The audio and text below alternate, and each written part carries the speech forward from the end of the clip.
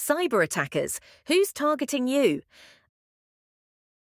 A leading cybersecurity expert presents a spotter's guide of attacker types that businesses must defend themselves against.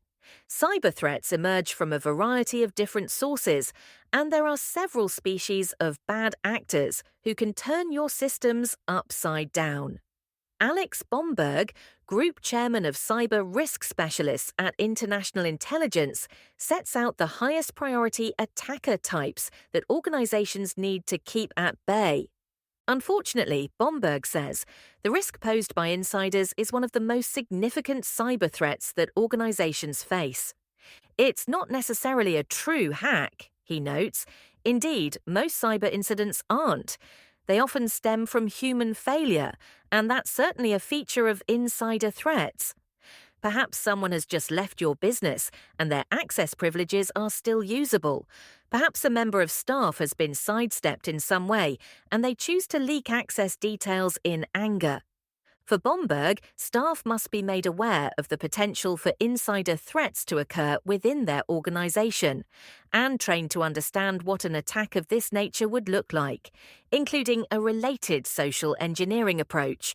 Bad actors with insider knowledge, either developed from personal experience in the company or procured from an insider, would typically know which employees to contact to initiate a social engineering scam and how those individuals could be manipulated into assuming the approach was genuine.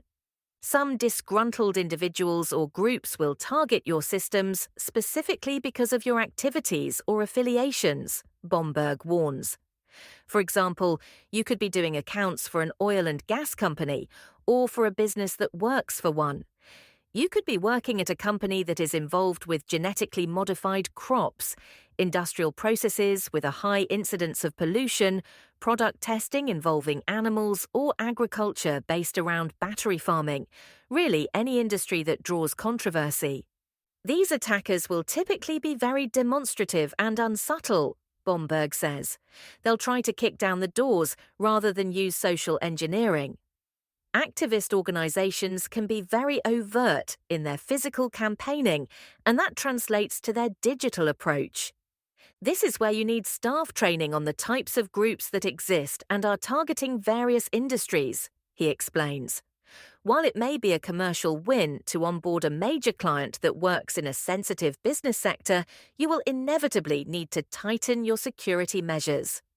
In around 80% of cases, Bomberg notes, financial gain will be the primary aim behind a cyber attack.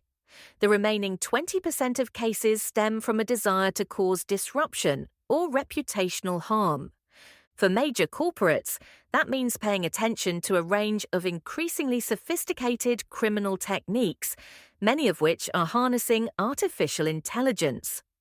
Bomberg cites a well-known incident from early 2024 in which an employee of engineering firm Arup was tricked into transferring $25 million, so roughly £18.6 million, to criminals by a fraudulent video call displaying an AI deepfake of a senior manager.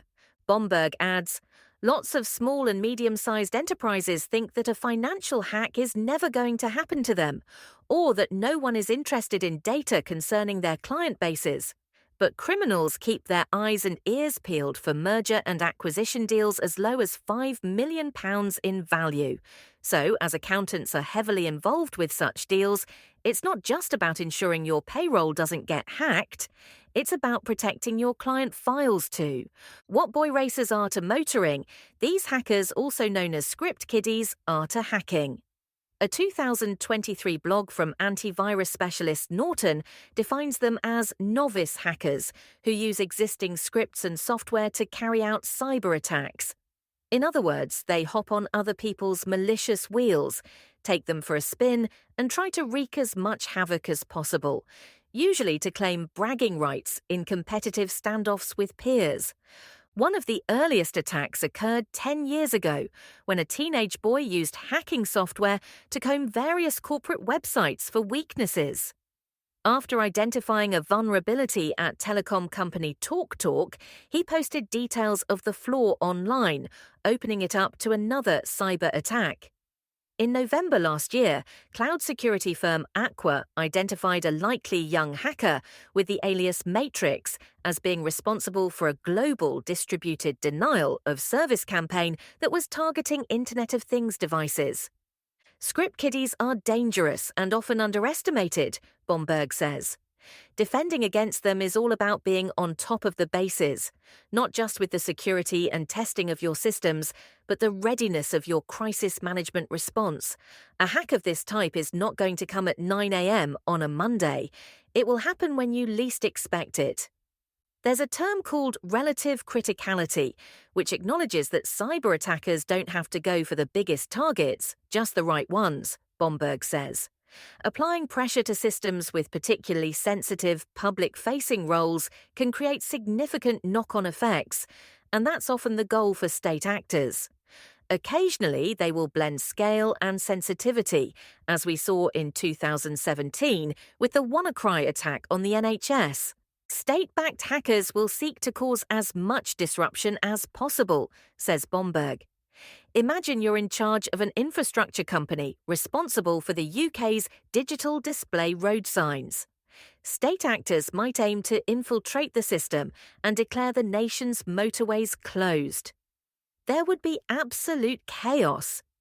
Combating state actors is incredibly complex, he adds, but you give yourself a head start by mastering two things. The first is Swiss cheese theory, which states that once you sandwich together all your various defense layers, they will cover each other's holes and be tough to get through. The second is broken window theory, according to which hackers will be inclined to attack a system they think is in disarray. Bomberg notes, broken windows theory is based on an approach to policing that took off in New York, when a chief observed that poorly maintained areas automatically attract crime. What's true of cities is also true of cyberspace.